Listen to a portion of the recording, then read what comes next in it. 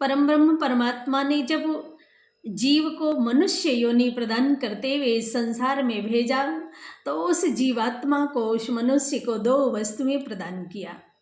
पहला बुद्धि और दूसरा हृदय। परमात्मा ये अपेक्षा करते हुए बुद्धि और हृदय को प्रदान करता है कि जीव जब संसार में जाएगा तो बुद्धि से सांसारिक कर्तव्यों का निर्वहन करेगा, बुद्धि संसार में लगाएगा, और हृदय सदा परमात्मा के चरणों में, क्योंकि ईश्वर है, अंश जीव अविनाशी, चेतन अमल सहज सुख राशि।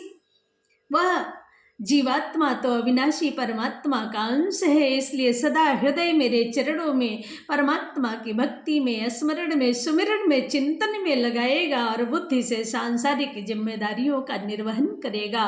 किंतु जीवात्मा जैसे ही संसार में आता है, माँ के गर्भ से बाहर निकलता है, तो कहता है कहाँ कहाँ कहाँ, परमात्मा कहाँ, जो है ये संसार ही है।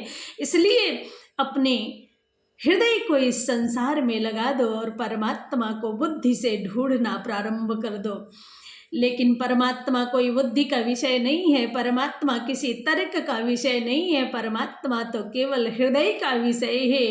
इसलिए सदा उस हृदय को परमात्मा के चरणों में लगा करके परमात्मा का सुमिरन करते हुए श्वास श्वास पर नाम जपो वृथा श्वास नहीं खोए, ना जाने यही श्वास के आवन हो या न होए।